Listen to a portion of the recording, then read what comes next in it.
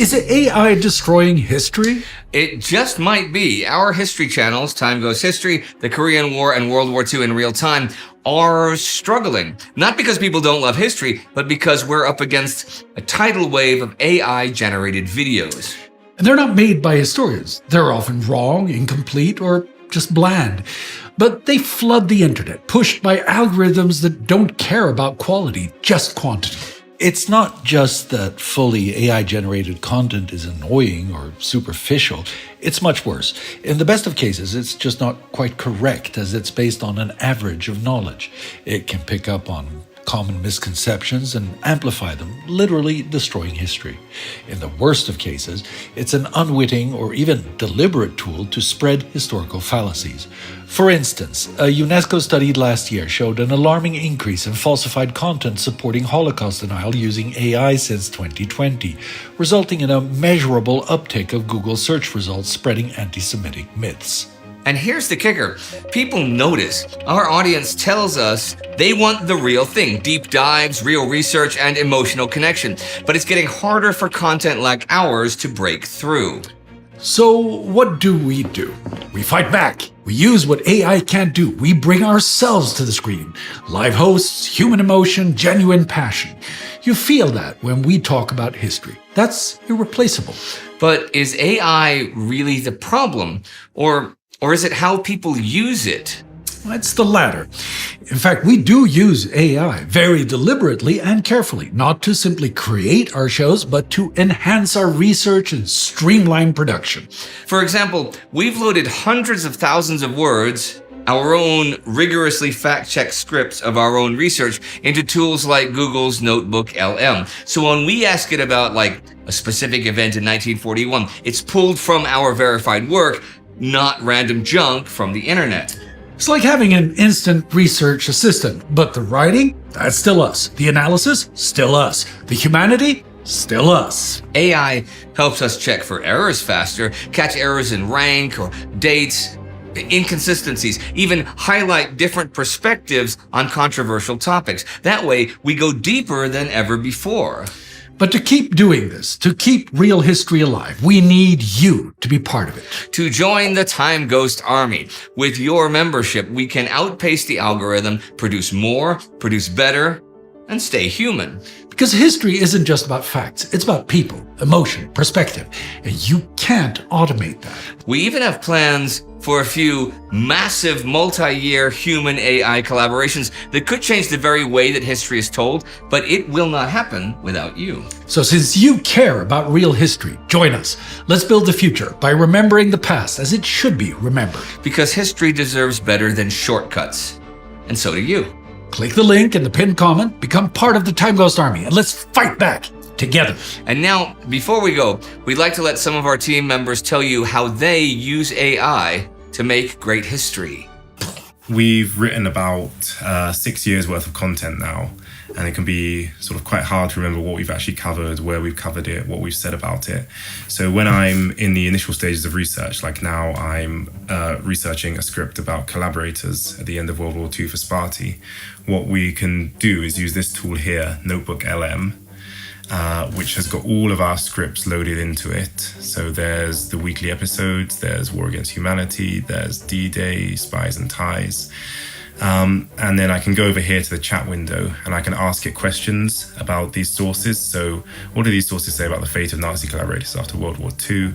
And it gives me all the information that we've ever written about. And if I click these little numbers here, it will take me to the document where it's written in, so I can see sort of which episode and which series were mentioned in it.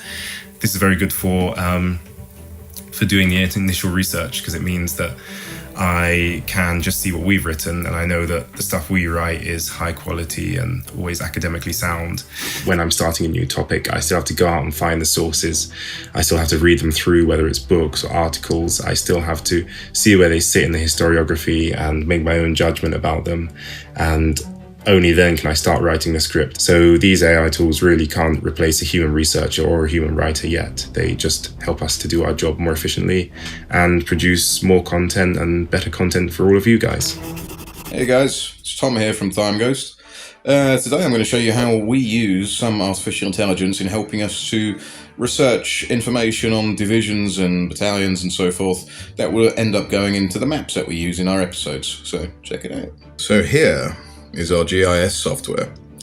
And this is what we use to program in the data, which will eventually become the maps that we use in our episodes. All the maps themselves are handcrafted and we don't use any AI in creating them, but it can help with the research and finding certain bits of data. For instance, if we go over here to Notebook LM, you can see that we have all the various sources and the time go scripts built into that. And so now we simply ask the question, for instance, what divisions and corps faced each other during Operation Thunderbolt? Let's see what it comes up with.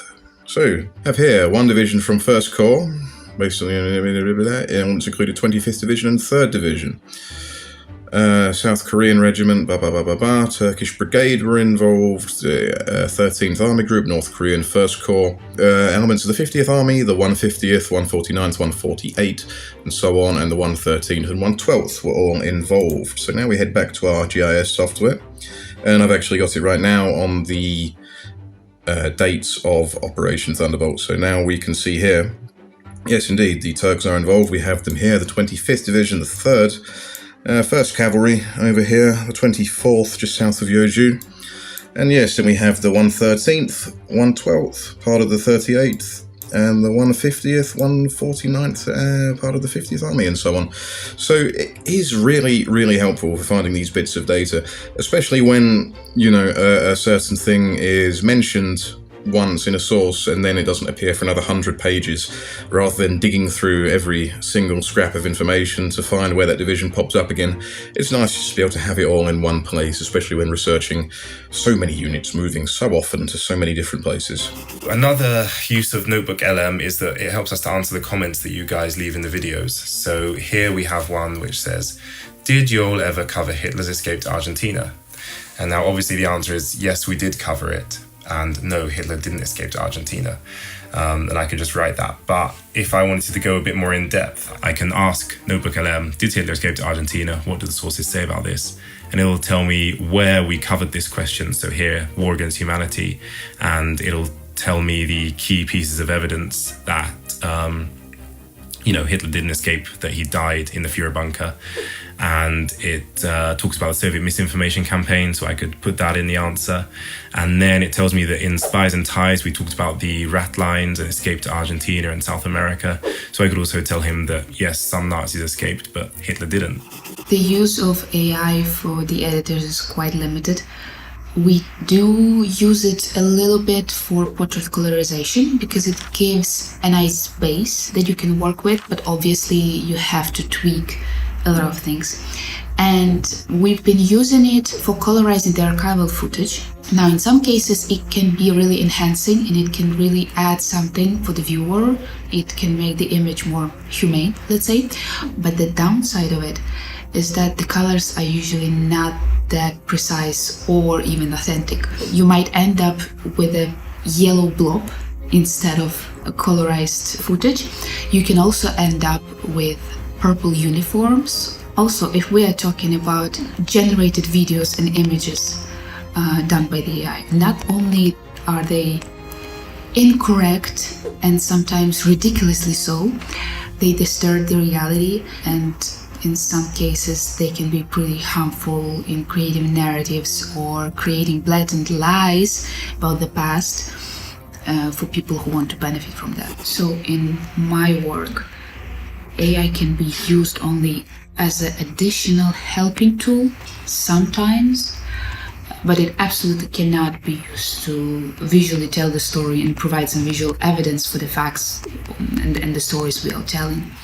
To sum up, AI as a tool is only as good as the people using it. Now, some users will be sloppy, yeah, and of course, extremists will abuse AI for their own agendas. For historical content, this does present a challenge that we as actual human historians have to meet. To protect history and to allow us to learn from the real mistakes and successes of our past, we have to make ever more accurate and factual content. Become a part of our mission to save history by joining the Time Ghost Army at timeghost.tv or patreon.com. Excelsior! Time Ghost Army.